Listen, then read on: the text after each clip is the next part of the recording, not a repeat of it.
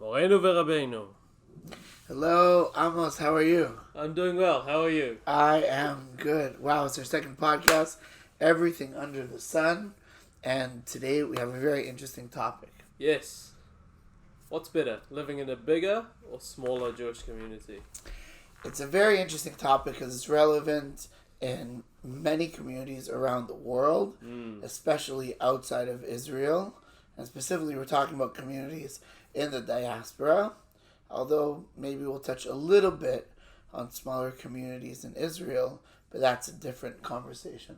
So really we're talking about smaller versus larger communities in the diaspora, and what are the advantages specifically to living in a smaller community.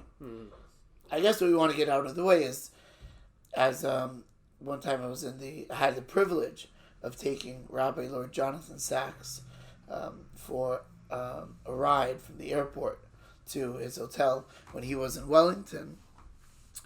And one of the things he told me, that smaller communities are becoming smaller and larger communities are becoming larger, because for the most part people are drawn to larger Jewish communities, especially if they are from or if they have a strong level of observance, for obvious reasons. You have more resources, more shuls, Jewish education is more, you either have more of a selection or you have an actual facility. In smaller Jewish communities, you don't always have a formal Jewish education, which is one of the challenges. And you have more, places to eat out that are kosher. And there are obvious advantages to larger Jewish communities, which is why we really want to focus today on the flip side. What's the advantage, whether you're observant or not, but even if you are observant, for living in a smaller Jewish community? So why don't you start us off? So, in my experience, the only community in the diaspora that I've lived in is over here in New Zealand. And we are a very small community. And I don't really have a point of comparison to it, though, which is an interesting point to start with. Well, you can compare it to Israel. I can compare it to Israel, but I can't compare it to other communities in the diaspora. But have you visited like Melbourne or Sydney? I've not attended services or... Oh, okay. But I've visited the places. You visited the places, okay. Were you involved in Bnei Akiva there? No. Like your brother Nathan was just at the federal camp. Yeah. In Bnei Akiva. So maybe you can draw a little bit from like that experience, even though it was your brother, it wasn't you. That's assuming he talks to me. That is assuming he talks to you. That could be another podcast about families and family dynamics. But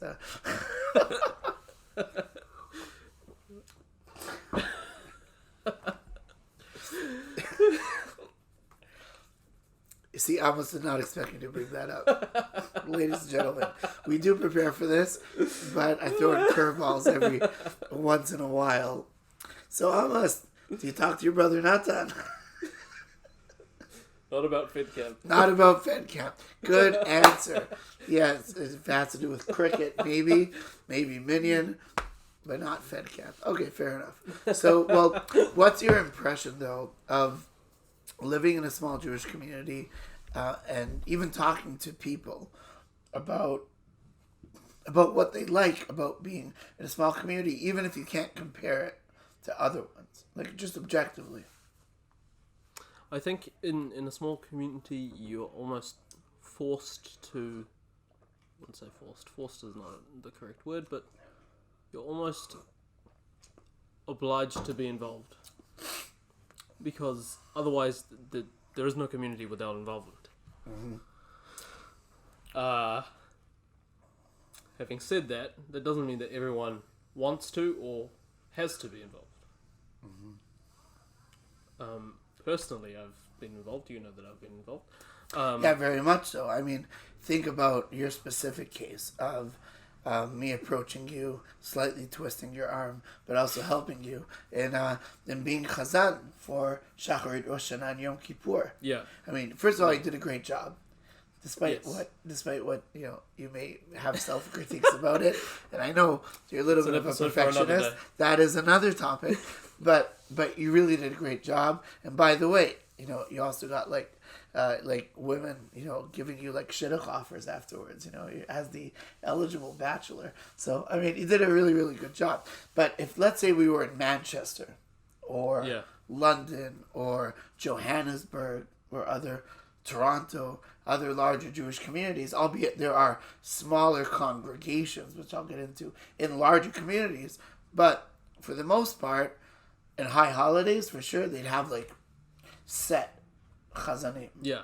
I remember when living in Israel, Yom Kippur, although the prayers were slightly different, there was always the one guy that I remember always did Neila.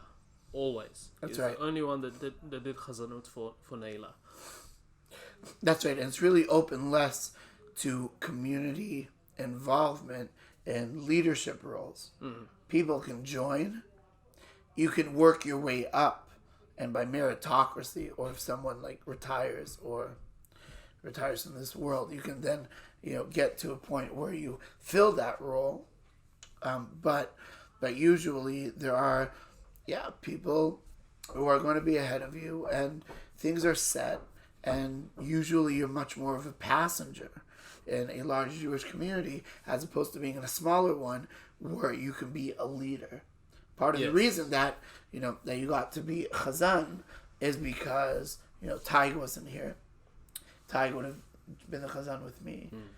Even if Tig was here, I would have still asked you and Gary, because I want more community members to be involved. Yeah. I don't want there to be the only set Chazanim here. Yeah. Because even if I'm not Chazan, even though I like being Chazan, and even if my voice was 100%, which it wasn't, I would still want you and Gary and other people, I've approached now other people, to be Chazan, and I think it's really, really important. And I always think about, on your point, Richard Noir from Nelson. I can mention this because he talks about this very publicly. He's from Manchester. So his point of reference is Manchester. North Manchester, even South Manchester, is a sizable Jewish community. But North Manchester, where Mayor Goldich is from, for example, very large, very chashuve, important Jewish community, especially in the Orthodox world, but not only. And he says that in Manchester, he would be the person sitting in the back of the shul, just like minding his own business. And now he's in Nelson, and he's effectively the president of the head of the Jewish community in Nelson. How much is he involved? So first of all, he brought me out. Him and his wife Maxine brought me out to consecrate the new Jewish cemetery in Nelson. Yeah. He's involved in that. He hosts so many Israelis. He's actually the go-to person to host Israelis and tourists in Nelson. For Shabbatot, but in general as well. He has the shul on the top floor of his dental office, Gentle Dental, with like a Sefer Torah that's from Nelson, and he's talking to me about rebuilding the shul because there used to be a shul there, and they brought out, whether it's myself or Chabad Shlichim, or he's in charge of that. He runs the community. He gets the minyan together. He gets people around coming to Yom Kippur service or Shana or meals or Tu B'Shvat or whatnot. He would never be involved in that in Manchester. And it gives them a whole other level of appreciation of Judaism. And it's something that you kind of get, instead of the word forced, I'll use the word default. By default, right? Yeah. The default setting for a computer is whatever it's preset to, right?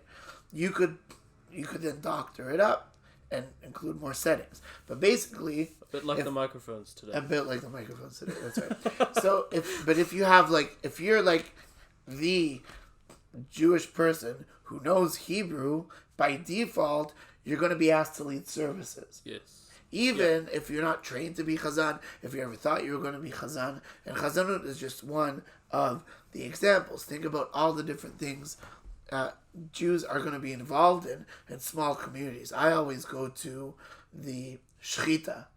Yeah. Right? I mean, even as a community rabbi, if I was a community rabbi in Connecticut or in Toronto, which I was an assistant rabbi in Toronto, I would never touch the shechita. There's a whole organization that does that. You have a shochet there. Yeah, there's many shachtim there.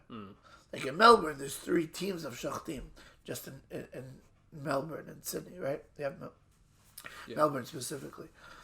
So, you have, and there's 2 competing agencies and whatnot, and they provide food for Australasia, not just for locally. I mean, there's also 120 or 130,000 Jews in all of Australia. So there's a lot of Jewish people in Australia. We buy their meat as well, but we can't get our own local shechita. But chickens, for example, we cannot import. We're only reliant on our own shechita. And lambs, because lambs is much better. New Zealand lamb is much better than Australian lamb. Yeah. Yes, I said that on a podcast. Yeah. Yes. No, that's good. You can quote me on that. I mean, that's one of the places we agree. We don't. Oh, absolutely. And I think- Whoever doesn't agree, by the way, has never tasted New Zealand lamb. And then you're just wrong. Oh, you're just wrong. Okay. And I'm not going to be politically correct too much on this podcast. That's so good. You're going to have to deal We with don't it. want to.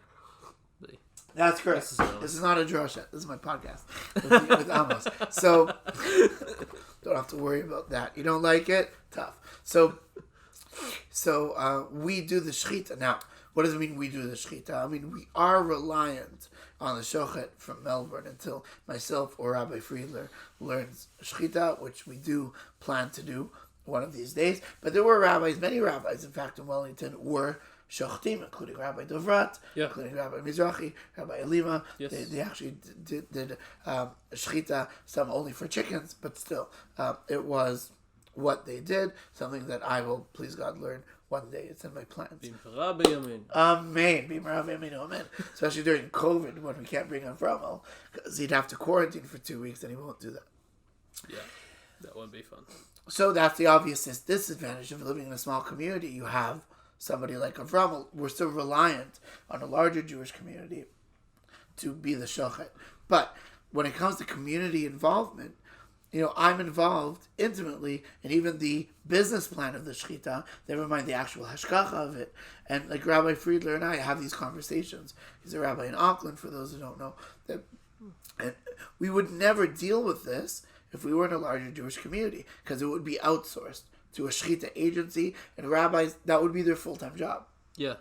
And they do that 5 days a week.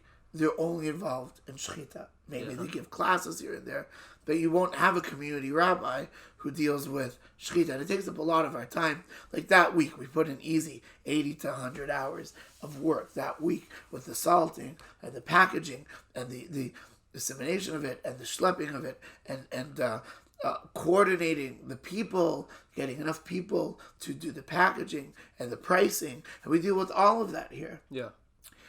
And then when you buy the chickens or the lamb that you were involved in, I joke and I say, I know each chicken by name. Like the other day, I ate Gertrude, right? Now Gertrude was a great chicken, and Gertrude, we ate her on Shabbat. Now, how do you know, by the way, if a chicken's going to be eaten in the middle of the week or Shabbat? I'm going to reveal the secret in the podcast. So basically, Avramel, the worker, holds the chicken from its back, basically, and Avramel holds its neck, and then most chickens just go bakak. They make like a sound, and then with his knife he does a shechita. It's very swift, and they're dead. Right? That's a very humane way of killing. So now I wondered the first 1,000 chickens that I saw being killed what they were saying until I realized.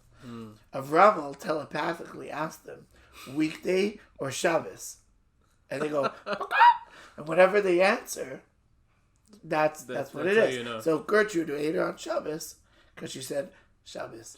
And then my kids know that the chicken is merits to be eaten on Shabbat and elevates itself as part of the Shabbat meal, as a mitzvah.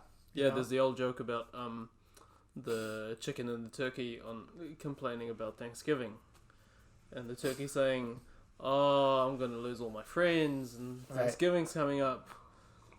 And the chicken turns to the turkey and he says, "She says, I guess, have you heard of Shabbat before?" You think you That's have right. it hard. That's right. Yeah. But you touched on a point of shechita, which is interesting because being in a small community, you would say that there's not necessarily as big of a demand for meat year round. So there's no need for there to be shochtim that do a 9 to 5, 5 days a week. Well, that's true. There is no need. It doesn't make financial sense. Yes, correct. So that's an interesting point. The other point that I don't know too much about, but I think is very true, is the price of kosher meat outside of Israel. It certainly is very high, but also within a small community, because there's a demand created because it's so limited. Well, It's probably a bit higher than. Well, it really depends on your business plan, who you work with, and if you spread your fixed costs to enough variable costs. Right. So it's really, I mean, that needs to be a whole podcast. If we're going to talk about shechita, I can go through shechita in New Zealand. It's a real interesting thing.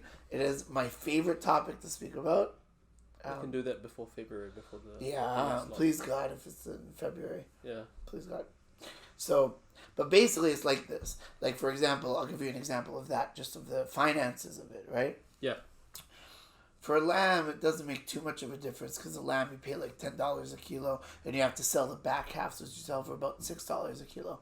Although I met somebody that possibly can get it for us for less, inshallah, amen, soon in our days, but for a lower cost. And you always try to keep the cost down, because the goal of the community, unlike a store, is not to make a profit off the sale of the meat. Correct. Rather is to cover the cost and to provide it for the, even with a 35% markup for the store's overhead, it's still covering cost. That's all it's doing, to make sure that we can have meat, more meat available for a lower price. And look, Wellington goes through approximately 1,000 chickens per annum. Yeah. That's in Auckland, Yeah. about the same. So, I mean, there's 2,000 Jews in Wellington. Some of those, by the way, get outsourced to Nelson. I mentioned Richard Noir. He orders big orders.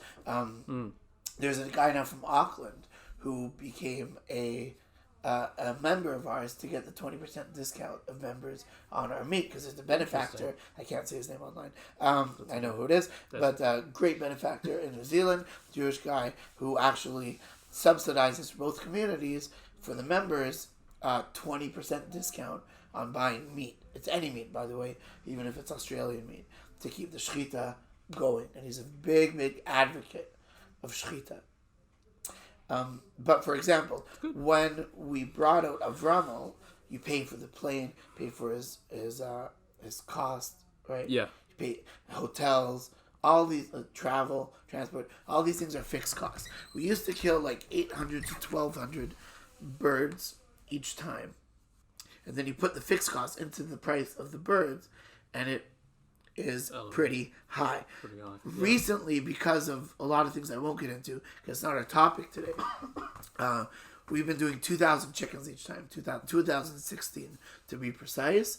Most of them are kosher. So Good year. Maybe. Yeah, maybe. 2016, yeah, pre-COVID. So that's how many chickens we do. And you take the same fixed cost to you spread it over 2,000 birds versus 1,200 birds or 1,000. Yeah. And it makes a world of difference. A world of difference. Yeah. And because they're also chickens that are free-range chickens and essentially organic, but for sure they're free-range chickens, the price is higher than regular chickens. Like even in a normal kill, that's not a shechita, right? Even for the regular New Zealand kill, the price is higher because of higher quality birds. Good meat too, really good meat. Yeah. And so that means a lot of things. Really, the price difference we have, and then we'll go back to our actual subject, is only like $2 or $3, maybe $4 variance between the non-kosher chickens and our kosher chickens in the same category. So it's really not far off. It's not far. It's really not far off. It's not like double the price. But But you'll consciously know that because you go to the supermarket to buy food, Yes. regardless of whether, they sell chickens. And sometimes curiosity does get the best of you, and you look at the price of the non-kosher chickens, Right. not to buy, but you look at of the course, price of of course, it. for comparison. Yeah. And you're seeing, it's kosher, I'm paying more. If you look at free range, though, you'll see, because what people do is why I came out with a new shechita sign. Is if you look at the chickens and you see it's like sold at like $9 a kilo or whatever it is, you'll be like, oh, that means the lamb is really a huge price difference. Yeah. It's a huge price difference. Some of our average cost of lamb is like $30-something to $40-something a kilo because of the lamb, which we won't get into now. But then you look at New Zealand prices, you pay $9 a kilo or $10, $12 a kilo. You're like, that's not fair. That's just not fair. And it really isn't fair. But it's the price of keeping kosher. And It is. And fine, we do it. It's not easy to be Jewish that way. But by the way, that's outside of Israel. You still pay more for kosher chickens or lamb or beef in any Jewish community versus the regular treif kill. Yes. So that's really not a huge difference. The only difference is that for us, it's more hands-on. We don't have it ongoing. Yeah. And you like things that in Israel or even in Melbourne or in Toronto, you go to the supermarket and buy kosher, packaged, fresh meat. Yeah. You can't do that here. It's No, all you can't. frozen. That's true. It's all frozen. All And so you sacrifice that, but you appreciate the shechita process. And so many more people know about the shechita process than they would otherwise. But you think about other things, for example, like building a sukkah. The members, we built the sukkah here, volunteers. And so you have to get involved. You get involved how the sukkah built. Instead of a larger Jewish community where, they build a sukkah every year. And it's Yeah. just built. Yeah. And you can build it in your own house. Mm-hmm. But you're not involved in the community's building of the sukkah. But I even think about general community involvement, say around Kiddush, and you can speak to that because your family puts on 1 to 2 Kiddushim a year, Yeah. right? So why don't you describe for everybody like what's involved in putting on a Kiddush? I'll give you a point of reference. In the village shul where I used to be an assistant rabbi in Toronto, if you sponsor a Kiddush, you literally, all you do is pay the shul money. Right. You pay the shul for regular Kiddush. And I'm talking about there's like 150 people there on a regular Shabbat, like baseline. And on a big Shabbat, you can have 250 to 500 people, right? Yeah. So a baseline Kiddush, you pay 400 Canadian dollars. 240 of that, I know the math, 240 of that goes to the actual cost of the food. And 160 is essentially effectively a donation to the shul. Interesting. So that, because overhead and the staff and all those things, right? Yeah. That's what it is. Like my wife and I sponsored a Kiddush for Yom HaAtzmaut. We actually, and you can't make things at home. You could make things there, but generally you either buy it from kosher bakeries or it's all made there, or it's all outsourced from kosher restaurants or bakeries or catering or whatnot. Yeah. Accredited kosher in their kitchen. You can't make stuff at home. You can't really even make stuff there. So off the bat, that's a big difference. Huge difference. That's a massive And then difference. if you want to have a huge Kiddush, just some people pay $1,000 or $2,000 for a Kiddush. Yeah. They have like a mega Kiddush. I mean like cholent and schnitzels and sushi and it was like and challah. We used to sit there and my wife and I used to say the mega Kiddushim.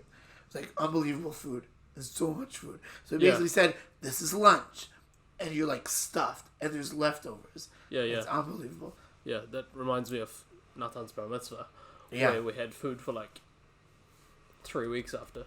Hey, but even speak about a bar mitzvah or bat mitzvah here. Yeah. And a Kiddush here, so why don't you speak to that? So in the Kiddushim here generally, are put on by families and members of the community, and they purchase some stuff from the One Stop Kosher Shop. Shout out to Leon's. They put out some stuff. They buy some stuff from there. They buy challah. We only have sometimes, but Or you can make challah. or you can make And challah, some people do. and some people do that. But tell them like where they make it. Yeah, so in with the Kiddushim, if you're making things, you always come into the community center, to the kitchen that's right across the hall from where we're recording this. And I have to supervise and yeah, have to look and at all the you need ingredients. to book a time to And if come somebody in. is in the And, process of conversion, or somebody's not Jewish, they can still put on a kiddush. I have to light the fire for them, or somebody Jewish. All the different hashgacha things. That's right. yeah. And yeah, it's more of a. I think in terms of what we just heard about sponsoring a kiddush and giving money to the community, there's value in that, obviously, but I think for us, because we are doing it from within, you're putting your. It's a bit like tzedakah, right? You can pay money for tzedakah, or you can pay with time. You're putting your time and effort into the kiddush in order to give back to the community. But you're also paying money because you're buying all the ingredients. Yes, so you're doing a bit of both.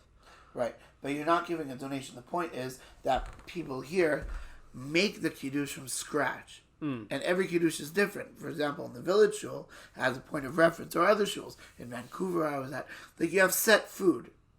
You know, there's a set amount of cholents made. Even, by the way, if nobody sponsors kiddush, you're still going to put out the kiddush. They'll still put out the $240 every week. And hopefully somebody retroactively will sponsor the kiddush. Interesting. In somebody's name. Because the shul just does that. Meaning, why is that so important? The point I'm trying to emphasize is that if you're walking into the village shul, let's say you're there for like 10 years, you can be there for or anybody can be there for 10 years and not lift a finger as far as community involvement or leadership. You can literally just be there, go to the classes, go to shul, enjoy the kiddush, never arrange it. You'd be guilted into it a little bit. You know, you have to pay a membership dues or whatnot. There's some people go there, don't pay membership, you know, but they just like, hopefully they will in the future, right? And you can literally just be a passenger, enjoy all the services. It's all done for you, and you leave, and you have a great time. Or you don't, and you go to another shul. But you take it you can take it for granted. You can. You really can. Here, if you want a kiddush, you literally have to make it. Yeah. And that's true in many small Jewish communities. You don't have the worker make it. You don't have the staff that makes it. And I think, even though it's challenging, it's a beautiful thing. Because think of all the people, like even one of your family puts on a kiddush. You have special dishes. You know, you chop up the cheese. You know what goes into it. So you appreciate it. Yeah. And when you see a kiddush, you're not like, oh, I expect a kiddush. And you have a sense of entitlement. In larger Jewish communities, and I'm not saying this across the board, but there are people, even though I think they're a minority, there are people who have a sense of entitlement. You have to put on a kiddush. This kiddush is good. This kiddush is not so good. And start ranking it. It's like, you know what? Go to a small Jewish community. You put it on once every 4 or 5 months, 6 months, and the work. So tell us a little bit, like even like what work goes into it, what planning goes into even your own kiddush, which is a small one. By the way. But like, I know. Well, I say that I know, but. I know your mother and sister do my most of the mum work. makes all the work. I know. But you know what's involved. So I do know what's involved. So mum will normally go into the kosher shop on Thursday. She'll buy the things. Sometimes she'll take work off on Friday, so she can schlep all the stuff upstairs, keep it in the kitchen, mark it all so that people know that it's for the kiddush, so that the rabbi doesn't sneak in and have a snack. That's not true. It's not, but I can twist your arm a bit. And then Friday, if she's got the time, she'll she'll maybe make something. So we have this dish that we often put up for Kiddush. It's typically had within the Bnei Israel community from Rosh Hashanah till Sukkot, realistically. And it's called halva, not like the halva that we know and love, which is also good. But it's like it's made from corn flour and coconut milk. Oh, coconut milk. Yeah. Oh, yeah, that was really good. And it's I stirred remember and stirred and stirred That and was so stirred and good. stirred and stirred. I think I ate Till like it 7 of them. reduces. Yeah, Yeah, it's good. It's gluten free too. yeah, no. But it's a lot of work. People, like, for larger Kiddushim, what they'll do is they will literally, especially for bar mitzvahs and bat mitzvahs and stuff, from like 1 or 2 months before, start buying stuff, Yeah, storing Yeah. things, marking it off. You have to get a lot of stuff. Like, there's no kosher catering company, no, right? In larger Jewish communities, you say, "I'll pay Holy Bagel in Israel," and they'll say, "Okay, for 2,000 shekels, 1,000 shekels, 1,500 shekels, I can cater 40 people. do, What do you want? yeah. Coffee, this, that, done." And you just pay. It's just money, right? Or you can make things yourself. Some people Yeah. do, but here you don't really have a choice. So lot less common. Speaking on the not having a choice, we earlier mentioned things like chazanut and shchita and being thrust into the spotlight a bit.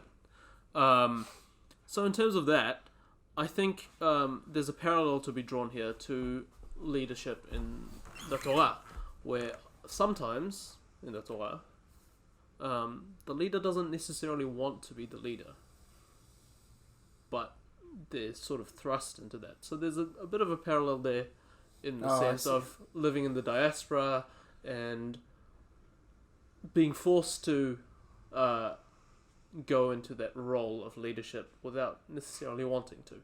For example, I can speak to myself, where I don't necessarily want to be in the spotlight to, the chazanut and things, but I do it. Not because I particularly want to. yeah, but you do it very well. But it's also a skill that you But acquire there's now a thing, right? for your life. It's a different topic because we are going to talk about confidence eventually. But because I'm not necessarily wanting it, that's where the perfectionist comes in. Because I want to do a really good job. Yep. Because I'm being forced to do it. Well, not forced to do it, but I'm being asked to. Made to, really. It's it's an art to get somebody it's to an do art. something. And it's like getting someone to do something and getting them to be happy with it as well. Yep. Yeah, but even think of like Hugo and Gatsby and other people, and your brother Natan as well. They do Musaf. They learn how to do Musaf. They could very well do that in larger Jewish communities as well. Yeah. But here, it's like you have a limited amount of people who could do that. Yeah. That's true. And the contribution to the community is much more appreciated rather than, well, you want to be Chazan, fine, but we have another 20 people who can do it. Yeah. So, which really leads, segue to a whole other aspect of this. And this is true across the board. Smaller Jewish communities versus larger Jewish communities. In larger Jewish communities, what does it mean, larger Jewish communities? It means mainly 3 things. 1, you have a sizable Jewish population. 2, talking now specifically about Orthodox Jews, you have a wide range or somewhat of a choice between different congregations. There's people who literally go to their congregation and nowhere else. Even within the Orthodox world, never mind other other denominations of Judaism, which is exactly what I want to touch on. And 3, you'll have a greater Jewish infrastructure, which includes kosher catering and restaurants and schools and educational opportunities. And you'll have a Chevra Kadisha that's literally only a Chevra Kadisha, as opposed to here, getting back to the first subject, or one that we talked about, like anybody can get involved in a Tahara here, versus only the Chevra Kadisha do it. Right? So you're involved in all aspects of Jewish life.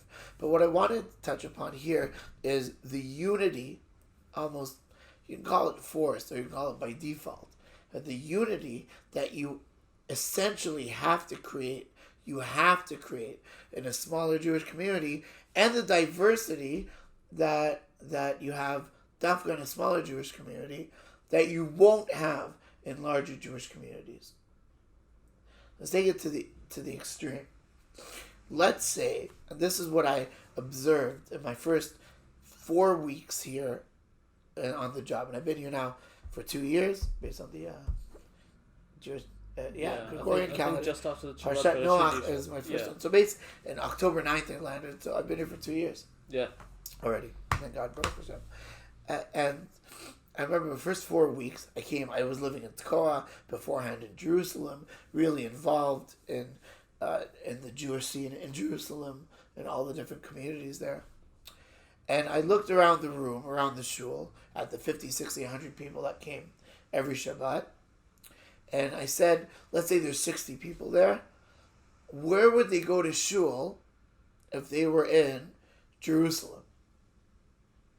Right? Let's say we went to Jerusalem and we were gathered in a hotel. And I said, like we'll daven Friday night together, and I'll say, for Shabbat morning, go wherever you want. The whole city is there, and we'll meet for lunch at 1. Just go wherever you want. Anywhere. Yeah. Right?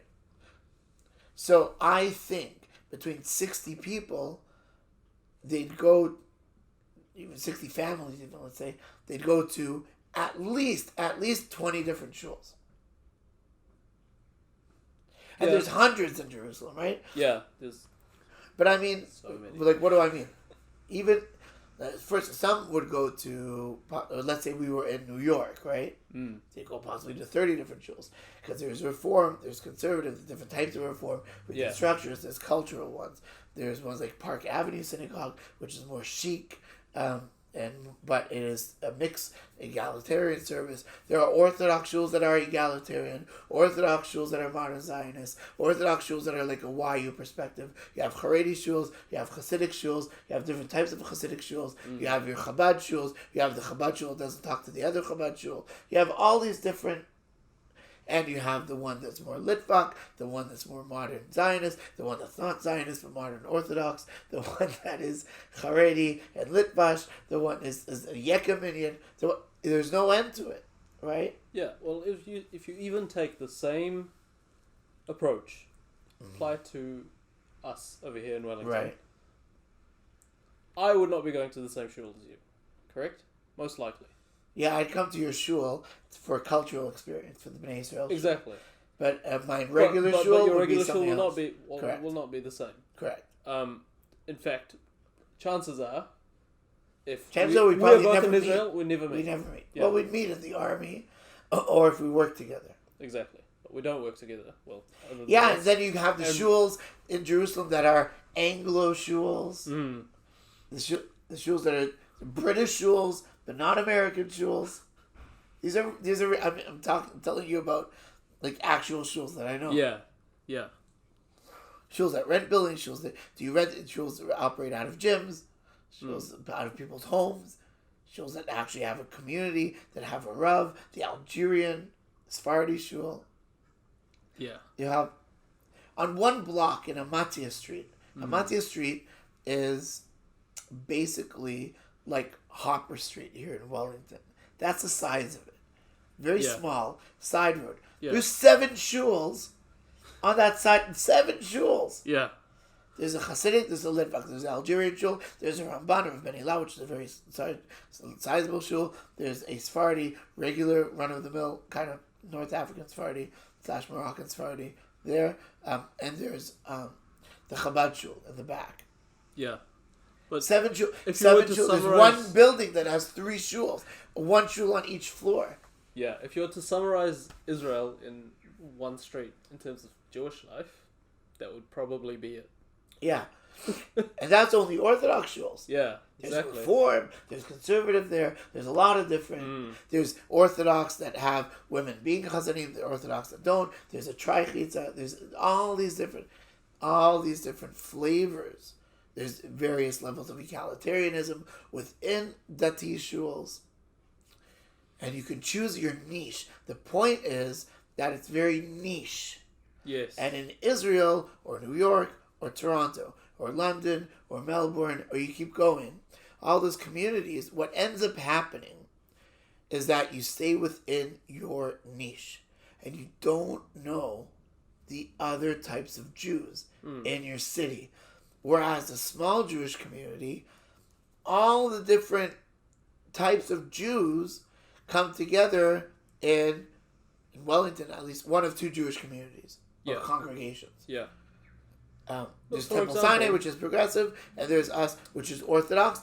But there are people that are actual Orthodox, people that are more traditional, like your family. There's people that are very secular, people that are intermarried, people that have kids that are halakhically Jewish, people have kids that are not halakhically Jewish.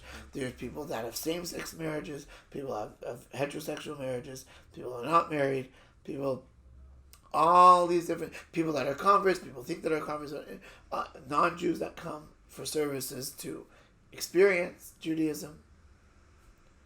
People convert Orthodox. All these people come to one community. And they're all accepted as one community. Now with the new membership rules, they can all become members. Yeah. You would never have that in a larger Jewish community. No. But then, for example, when you talked about you would come to a Bnei Israel synagogue as a cultural experience. Yeah. Not everyone is going to do that. That's correct. Which is... People be like, yeah, I think people, I won't name names, in our community that like there's one person in our community, which, they'd go to Yekka Shul, and that's the only place they'd go. They'd go to somewhere else if they were invited, for a simcha. Yeah. And even then, they may go to the end of the service. Yeah. Daven in their minyan. And, by the way, I don't think there's a problem with that. No. But I'll tell you the issue it creates. And rabbis outside of Israel, as recent as one rabbi in Thornhill, Ontario, in Aish Torah, when my wife and I had a Skype interview there during their COVID, when we were still in level 1 or 2. And we got an interview there about life in New Zealand, and they thought it was interesting. So one of the things he lamented, this rabbi, they do a lot of outreach. It's a great rabbi, by the way, Rabbi Rothman, great rabbi in Thornhill. He's been a rabbi for over 40 years. He does a lot of outreach. He talks to any Jew, right? Yeah. But he runs an Aish Torah shul, right? Every shul has their niche. Yeah. And those who know Aish Torah know it's a niche. I won't get into what it is. But it's basically a Litvak type of niche. Like the Mir Yeshiva outreach program, essentially. That's what it is. So he says that in smaller Jewish communities, he's even referring to like Winnipeg and Vancouver and Halifax, which have like 5,000, 20,000, 15,000, 4,000, like more Jews than Wellington. Yeah. Which have like 2,000 or 1,500 or so. Yeah. Right? Then even if you have different congregations, even if you have like 20 shuls, they'll still do a lot of things together. Like I remember in Vancouver, the Yom Ha'atzmaut ceremony was with 1,300 people, which was like 10% of the Jewish community, 8%, right? It's not bad, Yeah. but not 50%, right? And they would all get together around Yom Ha'atzmaut. Think of us, we have Hanukkah in the park. Yeah. And Auckland also does, and it's for everybody. And there's something there for everybody. But you don't have the Reform Hanukkah in the park and the Orthodox Hanukkah in the park. Yeah. That's true. Whereas in Toronto, you'll have the Bnei Akiva one, and the Bnei Brit one, and this shul's one, and that shul's one, and this school's one, etc., etc., etc. It'll be fragmented. How bad is it in larger Jewish communities that rabbis lament, the segregation. I'll tell you how bad it was. I taught for 3 years at Nativot Torah Day School, which is in Toronto, in Thornhill. I learned there as a kid as well, so it was really special to teach there for 3 years. Great time in my life. From 2010 to 2013. Now, literally, the school next door was Leo Beck, which is a liberal, reform, Jewish school, Jewish day school. There's obviously differences. I won't get into the differences. That's for another time. But there are huge differences. It's not the same education. I would not send my kids to Leo Beck because I don't believe their take on Judaism is the one I want my kids to adopt. But, however, that being said, I do want to. I do want to interact with them, and I'd want to have a connection with them, right? Yeah. What happened? The kids from Leo Beck and Nativot never talked to each other. Yeah. Like, literally. Mm. And there was this tremendous animosity and tension between one and the other. There was one time a year where either Leo Beck came to us or we went to Leo Beck with the middle school. It was very awkward, and middle school kids, maybe as you remember, more recently than me, could be really nasty to each other. And like the women in Leo Beck wore kippahs because it's a reform, right? Yeah. So that's fine. They wore talitot during tefillah, which is that's all fine. And for us, they wore skirts, right? And there we had a uniform. They didn't, and the kids were like jostling, but like in a mean way, right? They're like, oh, why those girls wearing kippahs, and the girls in Leo Beck like, oh, those girls wearing those stupid skirts, and like. It was tension. It was not. It was supposed to be unifying, but it wasn't unifying. Yeah. And the kids never talked to each other afterwards. Yeah. There was no natural interaction, like dialogue. Like, what Judaism do you have? What Judaism do I have? Okay, we can be friends. We can play basketball together. You know, I keep Shabbat. You don't. Fine. Let's find a way to, you know. That's interesting. But here, you like. I mean, it's an obvious problem, but reality of people brought driving to shul, but you're in the same community as them. Yeah. Even though you know they have a different level of observance, you know that most of the members here don't keep kosher at home. Yeah. Though more do than one would think. There's a sizable amount of members that do keep kosher to various degrees at home, but you're all under one roof.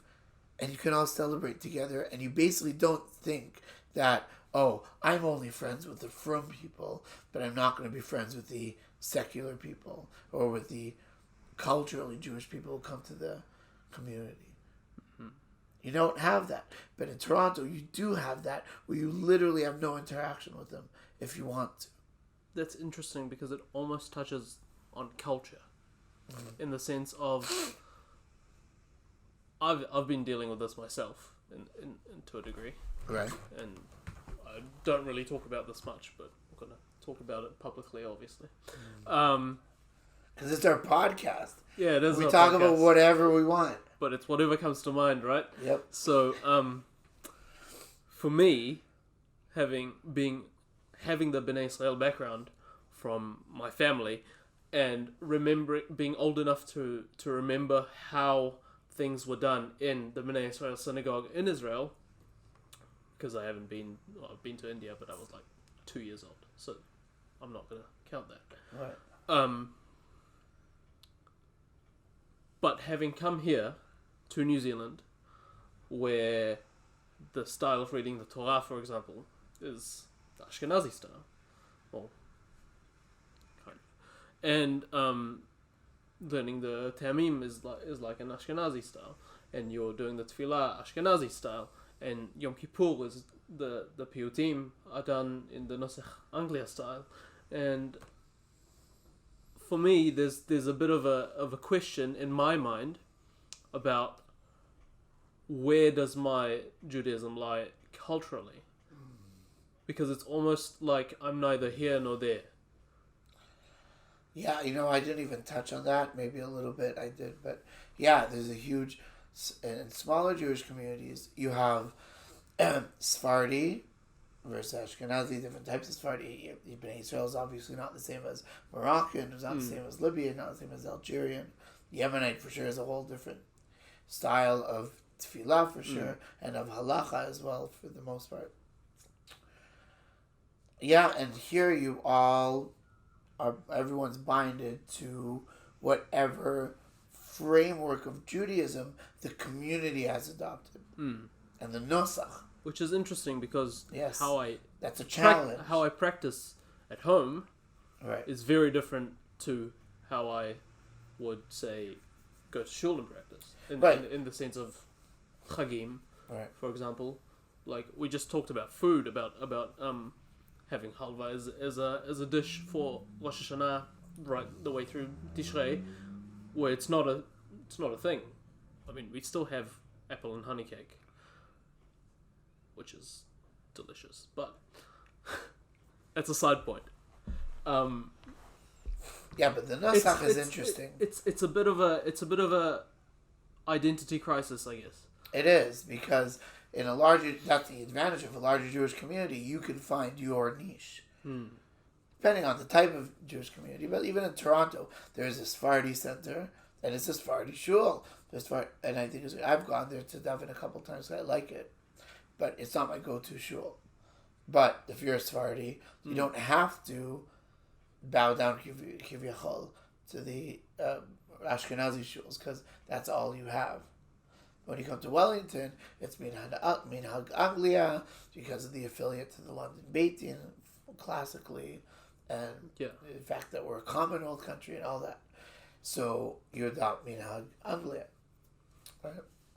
Yeah. Even though in England itself there's SNP, right? But I think Spanish and Portuguese shuls, and there's different types of shuls there. Of course, it's not just all Ashkenazi shuls. But yeah, that's what we've adopted here. Because look, people are predominantly white Ashkenazim here. Yeah. At the end of the day, but you'll have yourself and like Chaim and other people, Chaim Nachum and other people that bring in a different type of Judaism, and you're all together in the same room. And if somebody, by the way, as far as I'm concerned, wanted to read the Torah with Sephardi Tamim or Yerushalmi Tamim or Bnei Israel, I don't know if you have specific Tamim, I would more than welcome that. Yeah. You know, but it's not in the sense diversity. It's not in the sense of I don't want to read it that way and I'll read it this way. I think it's also an interesting point to say that when I came here, I was 10 years old when we moved to New Zealand. So it was just sort of that stage where I'm starting to learn for my bar mitzvah parasha and things, and I don't know who to go to, so I go to the rabbi. I don't have another option over here. Is the thing, right? So I went to Rav Dovrat and I learned whatever he taught me, however he taught me. Right, that's true. Because I didn't have the option to learn in a different way. So it's not an identity crisis in that sense, where I don't know where I've come from and I don't know where I'm going. It's this is gonna sound worse than it is in my mind, but it's like I'm not enough of a Bnei Israel to be a Bnei Israel, but I'm not enough of an Ashkenazi to be an Ashkenazi. Yeah, you're pulled between two things. If you were in Ramle or Lud or Petach Tikva, right, you would go to Bnei Israel shul. Yeah, and you should learn the Bnei Israel way, because that's the way of your father, literally, and his father. Yeah. And that's what it should be, you know. And you should keep, you know, Minhag Avotenu B'Yadenu. Yeah. And that's really important. Yeah, but in terms of minhagim for chagim and things, I keep the Bnei Israel way. I do exactly what my parents do. But the Nosach, how it is tefillah, is really important to people. Yeah. It is. It like really is. Certain people in our community also, they have their own sidurim which are different. Yes. And they won't. I know some people who won't be chazanim because they have their own Nosach. Yeah. And the truth is, I respect that. I 100% respect that. I don't push them on that, because I think it's important for somebody to have their own nusach. Let's say somebody came with a Sephardi siddur. Or let's say even someone like more nuanced, to have a nusach Sfarad instead of nusach Ashkenaz. Yeah.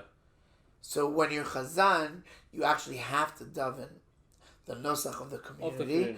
But on your own, I see no problem in somebody bringing their own siddur, davening with their own nusach, because you shouldn't have to give up your Jewish identity as far as your affiliation just because the community holds by a certain nusach. Community has to choose.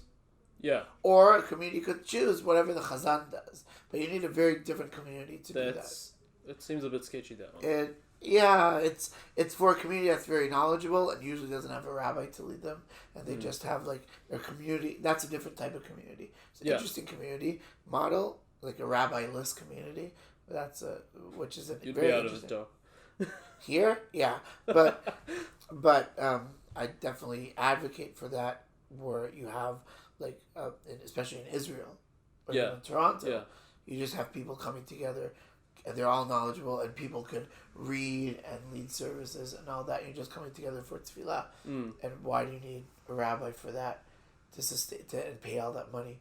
Yeah, right. You do need a rabbi for a community, especially communities like this one, to right the ship and to make the halachic ruling and all the engagement and all the different things. So you do need rabbis. I'm not saying you don't, but specifically to run tefillah, truth is you don't need a rabbi to run tefillah. No, you don't.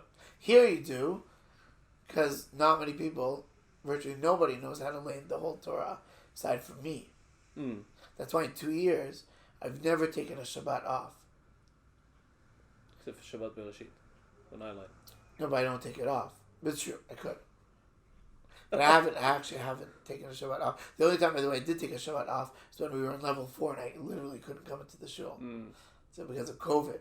It's the first time I had a Shabbat where I didn't have to run anything. Well, no. Yeah, the one there, post Christchurch, where we couldn't come into Oh, yes. No, but that's true. But I still had a minyan in my house. Nah. It's different. But that was. Yeah. That was weird.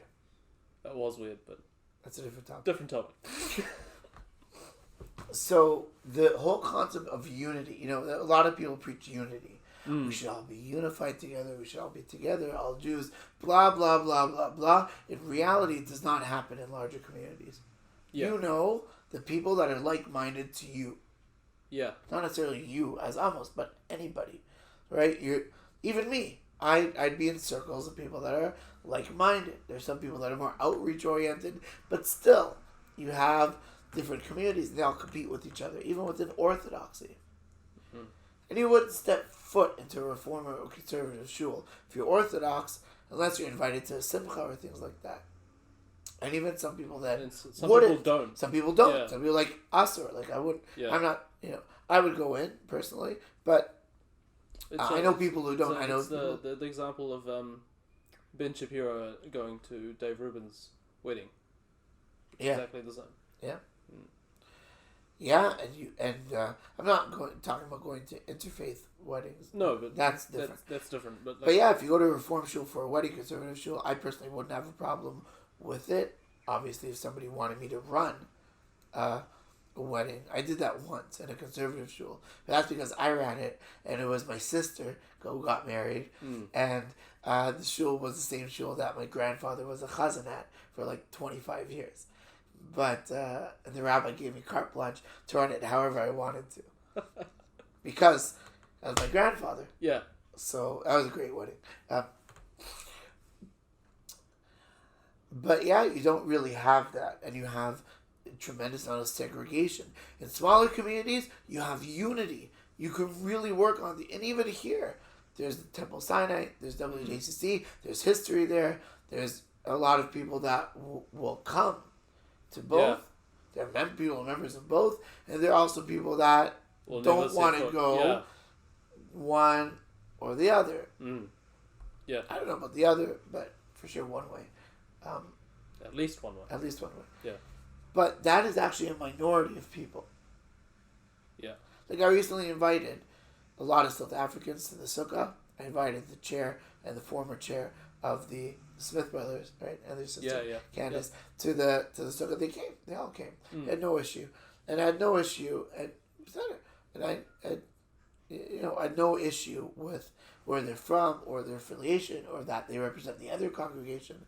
I don't view that as like a competition, or for sure not. It is competition, but it's like friendly competition that everyone provides a service for a Jewish point of engagement, right? I don't view it as the other or an enemy or somewhere where you can't go or telling community members don't go there. I don't do that. I don't believe that you should do that. You can try to bring people to you, but we'll never speak any ill word about the other congregation. And not only that, I'll go there and support their events, whether it be their 60th birthday, what I went to, and things like that. So in that sense, it's more hospitable. Yes, it's more welcoming. That's right. Just to be together in that sense, where unity in that sense of the word exists very much, where you go to shul here and you feel welcome because you are Jewish and you come to shul, right? Regardless of your denomination. Yeah, you're not asked. I mean, even things you may not even be aware of it, but if you walk into certain shuls or certain institutions or schools in, let's say, Toronto, and I know of actual schools that do this, you're literally judged on your religious level before you can send your kid to the school. Yeah. I know of a case, for example, in Israel, I won't mention the name of the school, but there was a lawsuit. What was the lawsuit? It's a modern Dati Tzioni school, very prominent one. Yeah. In one of the major cities in Israel. And one of the criteria is that the family be religious. They have a long waiting list.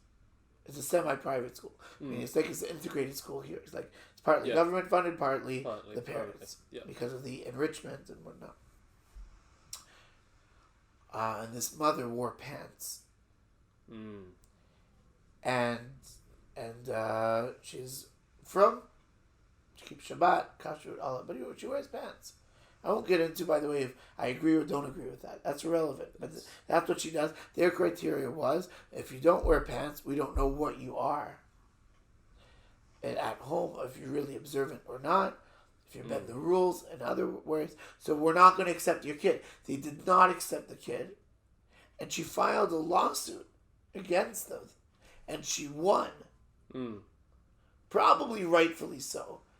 I think it's ridiculous.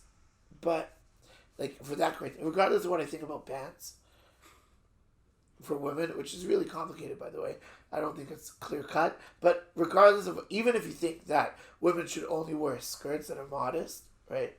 Because some skirts aren't modest. I don't want to get too far down into that topic. But even if that's what you think, and that's what I want for my own daughters, by the way, for them, they can wear pants underneath the skirt for modesty reasons, or if they're hiking or things like that. But they should wear skirts. That's how we're dresses. That's how we're raising them. I don't know if I'll be thoroughly disappointed if they wear pants. But in the future, that's their choice. But the point is, I don't think that if they're wearing pants, it defines them as not religious. Surely, if they want to send their kid to religious education, why not give the kid that opportunity? Yeah. But in Israel, you'll have those levels of minutia. Yeah. Denying people of Jewish education. And how bad does it get? It gets really bad. And some of the more, I guess, ultra-Orthodox or Haredi institutions, where they'll say if you have a television in your home, you can't be in the school. Yeah. Those are real things. You can't go to camp. You can't. It's like, in smaller Jewish communities, you're like, just come. Yeah. And I wrote a letter for kids that are not halakhically Jewish to go to Bnei Akiva camp, which is the new policy, because I want to give them the opportunity to convert in the future. Right? Now, it's a gamble. There's no guarantee they'll convert. Currently, if they wanted to get married to a Jewish person, it would be an intermarriage. Yeah. Because they're Jewish, they're just not halakhically Jewish. that is, but in a larger Jewish community, hard pressed to accept that they'd be on the outskirts. Yeah, they'll be And they'd go to reform almost cast away. or cast away. They wouldn't be cast away. Not in every Jewish community, not in every organization, but surely in many, even the outreach ones. When it comes to conversion, they don't want to touch it. It's conversion also is a very interesting thing. Like converts, I just want to touch on that for a moment. Converts in small Jewish communities become the greatest assets to the Jewish community. Yeah. The greatest assets. Not to knock the people who aren't converts, but the people who are, and I won't list off the name of converts in our community. You may know some of them, but the ones who do, a lot of them are in leadership positions. Yeah. Now, Yeah. Dafka because they're converts. Jews by choice. In smaller Jewish communities, converts are welcomed with open arms because it gives you more members. And it gives you more religious members. Think about it. Yeah. We try to get religious people. I would like it if more people would become from. I'm not so 100% open about it. I accept anybody, wherever they are, on the spectrum of religious observance, right? Even if they're not, if they come to shul, it's great. I'm not going to say, "Oh, you're driving, so it's not good." I don't do that. Come if you're coming, great. And I do have my goal planner, which is just take your Judaism one more step. Yeah. But even when I set the goal planner for this year, I didn't say you have to be religious. I didn't use the word religious at all. But that being said, the pillars of the driving force of a Jewish community are either very traditional, but not observant, or observant. People who are secular, who just come, can participate, but not necessarily, with some exceptions, of course, and not necessarily the driving force. Like they think who comes to Minyan. Yeah. Not everybody's from. No. But certainly not. But they're committed to the Minyan. They're committed to the concept of Minyan. Yeah. Because they have that ingrained in them. Like your family, right? So, and your family's definitely not secular. They were definitely not secular Jews. No, we're definitely not. Absolutely not secular Jews. You're very committed, right? Whatever you are, you can define it. I don't even know how to define your family. I don't know how to define my own family. Oh, So there you go. Fair enough. Fair enough. But you're at the very least traditional / possibly observant Jews. As far as kosher and Shabbat and all those things, very important. Whatever range of halacha, that's always a range. But you're definitely in the committed side of the community. Yeah. Absolutely. And I think it's a different topic again, but that's a testament to my parents. Absolutely. Who maybe as a child you don't necessarily appreciate as much, but you're like, oh, I have to go to shul as a child. Right. And now that I'm an adult, I'm like, I really want to go to shul. Like, right. It's a special thing that you get to go to shul on Shabbat and pray, and like it's a different level of connection to your parents, and I think it makes you sort of appreciate things on a different level to what you would if you just kind of blended into the background. That's absolutely true. Yeah, you have a whole different level of appreciation of what goes into making something kosher and to how the shul runs, and you have to work for your Judaism. And I think that's really the final point I want to touch on. Is we talked about that before, but really, your Judaism is what you define it as. Yeah. Which is really true everywhere. But in larger Jewish communities, you could be like, I can sit back and coast. And I can always receive drashas, and people are going to read, and people are going to do this, people are going to do that. The kiddush is going to be put on, and I can, I'll get to be a leader when I'm there if I want appreciation, or if I want recognition, or if I want to donate, right? But here, you got to work for it. If you don't work on your Judaism, nobody's going to do that for you, and you're not going to get it from anywhere else. Yeah. You are the source of the community. You're not going to get it from the community. You have to be part of the community to get it from the community. Yeah. You have to be active participant in running community life in for a Jewish community when it comes to all walks of life. Yeah. Even when it comes to events. You're not going to have organizations that have a programming and a marketing director, right? Paid staff that in New York or Toronto or London that are going to put on these events for you. And you can just show up and volunteer if you like it. No. How is there going to be an event if you set up the chairs? How is there going to be an event if you take initiative? If you help set the budget or if you join the board and now you're thrusted into a leadership position. Yeah. And if you're not, it's just the event is not going to happen.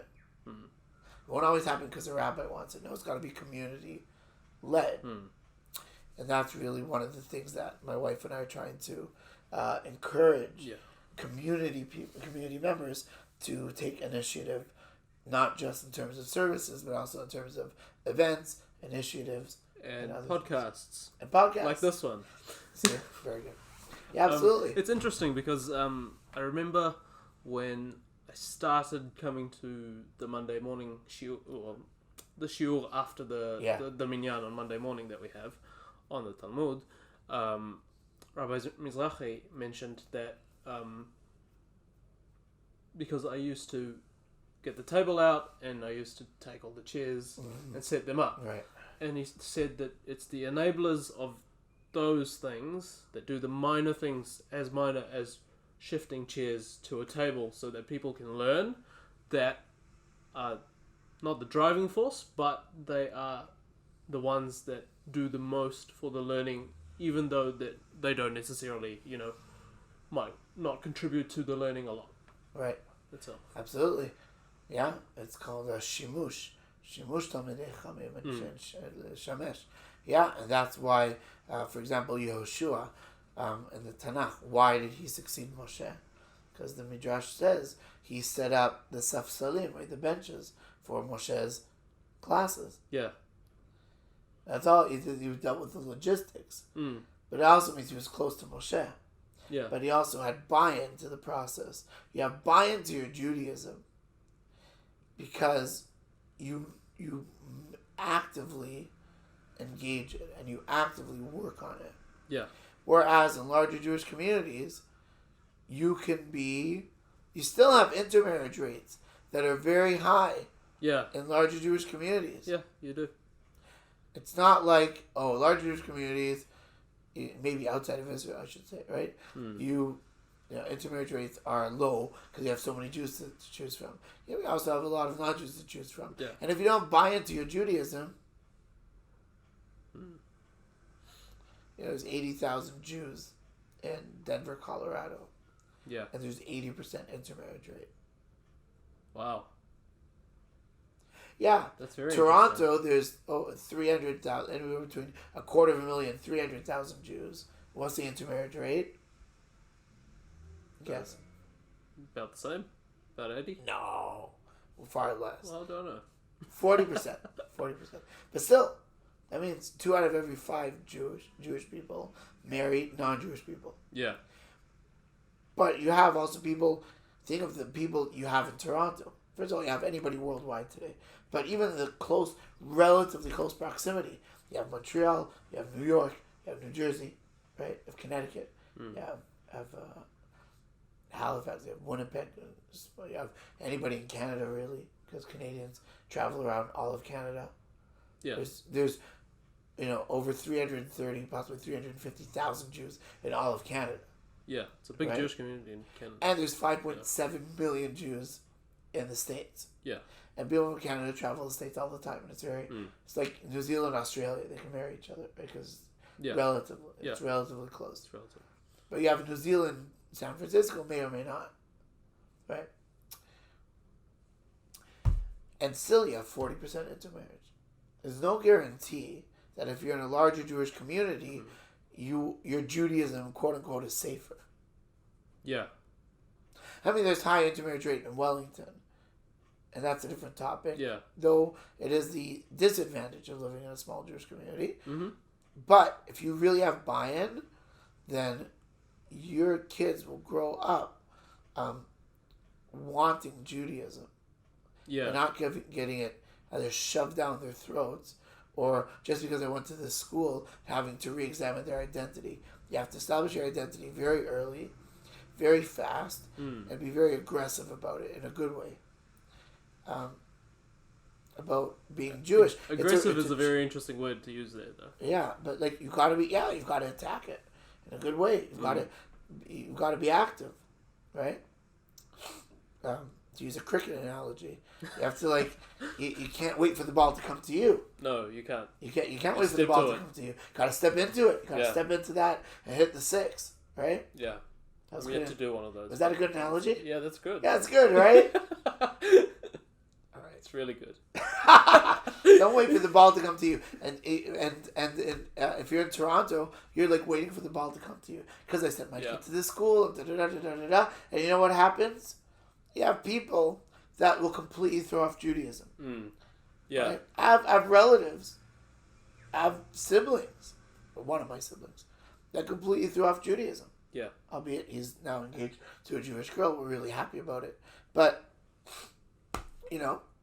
he there's no, and he grew up in a Jewish home, and he has all the infrastructure. Everything's there. There's a lot of factors that go into it. But there's no guarantee that, and this is the myth. This is the promo for more Jews to come to Wellington. Is we need to grow. But the beauty is, Wellington's not going to be like Melbourne. I don't think we're ever going to get 70,000 Jews here. Never say never, but I don't think that's even the goal. The goal is to go from 2,000 to 5,000. Yeah. Or possibly 10,000. Yeah. Which would be great. And even then, to maintain it as a small but growing and sustainable Jewish community.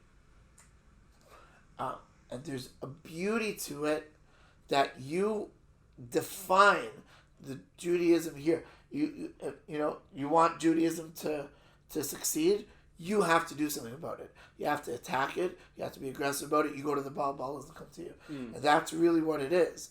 And that's my number one pitch. I tell people all the time. No, you switch to baseball. No, pitch as a marketing pitch. You have pitch in cricket. The pitch. Yeah, you have the pitch. The pitch. That's a different podcast. That's a teaser for... That's a teaser for Purim. For Purim. Baseball versus cricket. Who's going to win? Hint. I am. That's what I said too. He's actually going to win. Because baseball's a very lazy man's sport. No, it isn't. We'll find out. No, it's a different skill set. It is a different skill set. So that's my pitch when I tell them, my marketing pitch to people, which hopefully is working for some of the families that have come here and have been caught here during COVID and things like that. Hopefully. But they see a beauty in it. One person told me they've gone to shul. This is a quote. A lady who lives in Australia, who's here now. I've come to shul more times here in the span of 5 months than I would have in a whole year in Melbourne. I thought that was a really fascinating quote, and I didn't even prompt her on it. This lady just came up to me and told me that. Wow. It's really special because you know that you're needed here, and you're not just another cog in the Jewish community. Yeah. You are needed, and therefore when you come, it has a significant impact. Instead of, I'm just another person here, and I can be in the back and nobody will talk to me. Well, it's the interesting point of being the 10th person in the minyan, where we almost celebrate the fact that we have a 10. That's right. Over here. And there's a beauty to that. There is. Okay, so I think that's us for this week. Our next topic is one that I really want to get into, which is confidence and how the Torah approaches confidence, and probably learn a bit more about ourselves and how we talk about, because we touched on a bit of confidence today, but not to the point that we wanted to get to. So that's it for this week. Like, subscribe, and all that other good stuff. Follow us on SoundCloud, and leave a comment with any suggestion of any topics that you might find interesting that you want us to talk about, and we'll see you next time. And also let us know what you like about small Jewish communities if you live one, Yes. and what experiences you've had in large versus small Jewish communities as a point of comparison. And if any of these points resonated with you, then let us know. Or didn't, or you want to argue with us, go ahead. Yeah. Argue with us. We love that. Yeah. We didn't disagree this week, which No, is not yet. different. That's not good. Next week Not we'll good. have to disagree. Maybe.